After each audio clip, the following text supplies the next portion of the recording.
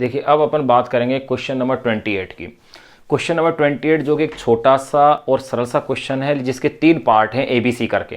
ये तो एनसीईआरटी की विशेषता है कि हर एक क्वेश्चन के कुछ ना कुछ पार्ट होते हैं और कॉन्सेप्ट है उसके अंदर कि ये बताना है कि इसको अपन सदिश कह सकते हैं या नहीं कह सकते, कह सकते हैं तो क्यों नहीं कह सकते, यानी सदिश राशि वो होगी या नहीं होगी। कहने का तात्पर्य उसके साथ सदिश को एसोसिएटेड किया जा सकता है या नहीं किया जा सकता, यानी उसको उसके साथ संबद्ध किया जा सकता है अथवा नहीं किया जा सकता। तो देखिए मैं लिख रहा हूं अब क्वेश्चन नंबर 28 को। ये क्वेश्चन क्या कह रहा है, क्या आप निम्नलिखित के साथ कोई सदिश संबद्ध कर सकते हैं? क्या आप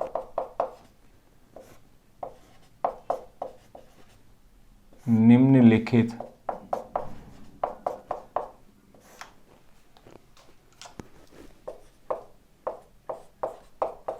के साथ, क्या आप निम्नलिखित के साथ कोई सदिश के साथ कोई सदिश संबद्ध, संबद्ध का मतलब एसोसिएटेड यानी उससे जोड़ना, क्या आप निम्नलिखित के साथ कोई सदिश संबद्ध कर सकते हैं? ये क्वेश्चन अपन को दिया हुआ है। अब कौन कौन से हैं जिनके साथ अपन सदिश को संबद्ध कर सकते हैं या नहीं कर सकते, वो अपन को इसमें जो दे रखा है उसमें देखिएगा। नंबर ए, आंसर अपन उस क्वेश्चन के साथ साथ ही लिखेंगे। नंबर ए कह रहे हैं किसी लूप में मोड़ी गई तार की लंबाई के साथ, किसी लूप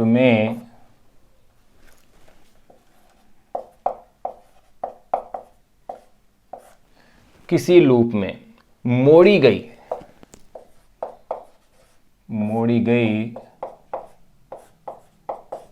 तार की लंबाई के साथ। देखिए ये क्वेश्चन है, क्या इसमें अपन सदिश को संबद्ध कर सकते हैं, एसोसिएटेड कर सकते हैं? मैं इसमें उत्तर दूंगा संबद्ध नहीं कर सकते। क्यों नहीं कर सकते संबद्ध? इसलिए नहीं कर सकते क्योंकि इसके अंदर जो दिशा है, लंबाई के साथ दिशा को अपन सदिश को संबद्ध नहीं कर सकते क्योंकि लूप के तार की प्रत्येक स्थान पर दिशा क्या हो रही है, बदल रही है।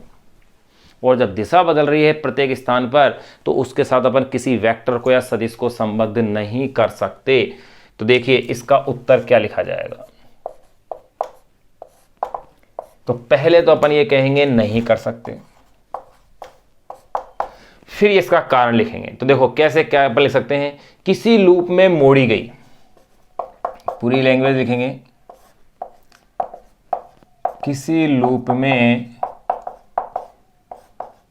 मोड़ी गई तार, किसी लूप में मोड़ी गई तार की लंबाई के साथ, मोड़ी गई तार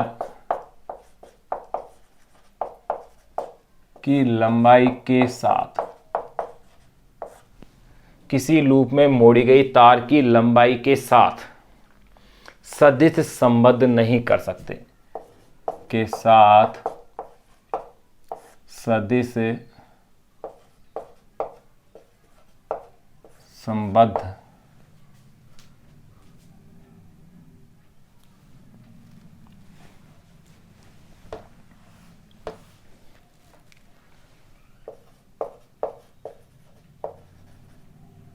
संबद्ध यानी एसोसिएटेड, सदिश संबद्ध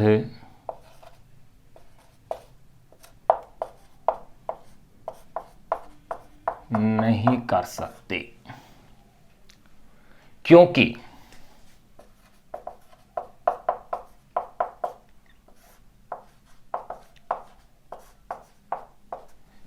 लूप के तार की प्रत्येक स्थान पर दिशा बदलती रहती है, क्योंकि लूप के तार की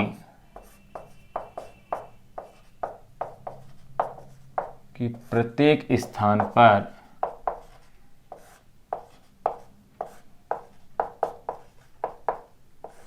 दिशा बदलती रहती है। ये लो भाई, पहले क्वेश्चन का अपन ने आंसर भी दे दिया और उसका कारण भी लिख लिया। नंबर बी जो पार्ट है वो ये कह रहे हैं कि नंबर बी के अंदर ये कह रहे हैं किसी समतल क्षेत्र के साथ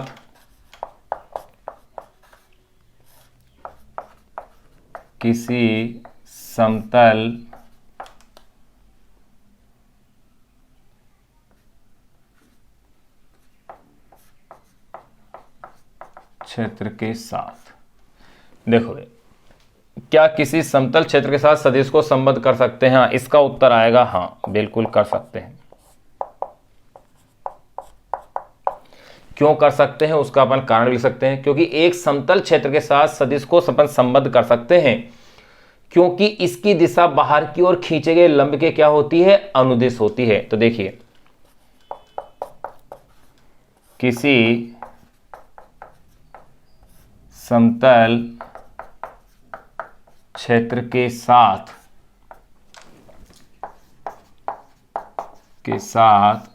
सदिश को संबद्ध किया जा सकता है। किसी समतल क्षेत्र के साथ सदिश को संबद्ध किया जा सकता है या संबंध अपन कर सकते हैं क्योंकि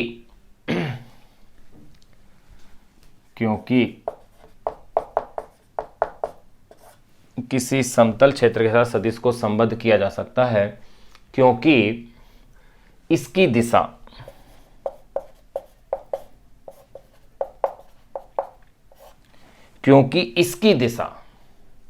बाहर की ओर खींचे गए, क्योंकि इसकी दिशा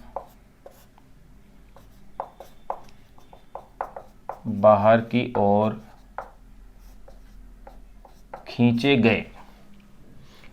ओर खींचे गए लंब के अनुदिश होती है। खींचे गए लंब के अनुदेश होती है। ये लो, तीसरा और लास्ट में ये कह रहे हैं किसी गोले के साथ सदिश को जोड़ सकते हैं क्या? देखो, किसी गोले के साथ, ये तो था किसी समतल क्षेत्र के साथ और यहां आ रहा है किसी गोले के साथ, तो इसमें उत्तर आएगा नहीं।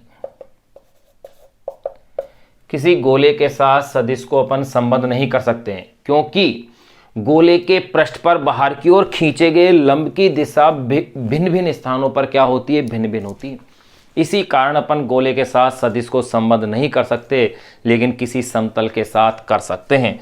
तो देखो, यहां अपन इसका भी उत्तर दे दें ताकि ये क्वेश्चन नंबर 28 भी अपना कंप्लीट हो जाए। छोटा सा थ्योरेटिकल बेसिक क्वेश्चन था जिसको कि अपन ने सोल्व कर लिया। अपनी ही एनसीईआरटी की जो बुक का क्वेश्चन है जिसको अपन ने सोल्व किया है, सिंपल सा एक क्वेश्चन था। तो अपन इसमें आंसर लिख दिया कि किसी गोले के साथ सदिश को संबद्ध नहीं कर सकते। तो आंसर में सबसे पहले तो अपन को जवाब क्या देना था? नहीं। फिर अपन देख सकते, देखो, एक गोले को,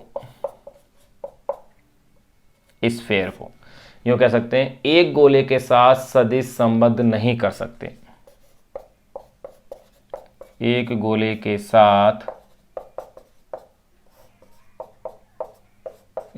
साथ सदिश को संबद्ध नहीं कर सकते। एक गोले के साथ सदिश को संबद्ध नहीं कर सकते क्योंकि यहां अब उसका कारण लिख देंगे, क्योंकि गोले के पृष्ठ पर बाहर की ओर, क्योंकि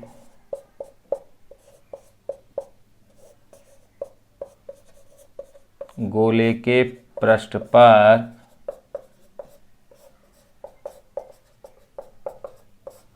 गोले के पृष्ठ पर बाहर की ओर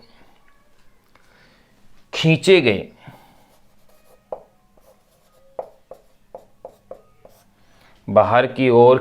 गए लंब की दिशा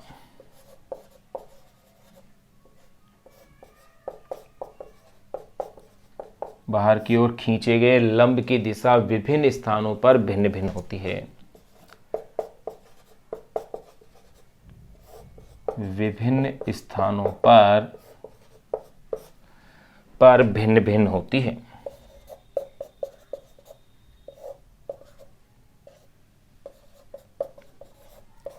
विभिन्न स्थानों पर क्या होती है, भिन्न भिन्न होती है। तो देखिए यहाँ अपन ने ये जो क्वेश्चंस थे ये अपन ने इसका सोल्व कर लिया है, क्वेश्चन नंबर 28। अब इससे अपन आगे की और बातें अपन इसे सोल्व करेंगे, आप इसे नोट कर लें। आपने गौर किया होगा कि एनसीईआरटी जब अपन क्वेश्चन सोल्व कर रहे हैं तो उन क्वेश्चनों में हर एक क्वेश्चन के 4-4, 5-5 पार्ट है। ये इसके जरूर फिर भी 3 पार्ट थे, नहीं तो 4-4, 5-5 उसके पार्ट आ रहे थे। यानी कि क्वेश्चन की संख्या कहने के लिए अपने पास 30-32 हो सकती है, लेकिन एक ही क्वेश्चन के कई पार्ट होने से नंबर ऑफ क्वेश्चंस अपने पास काफ़ी अधिक क्या होते हैं, इसमें बढ़ जाते हैं एनसीईआरटी बुक में।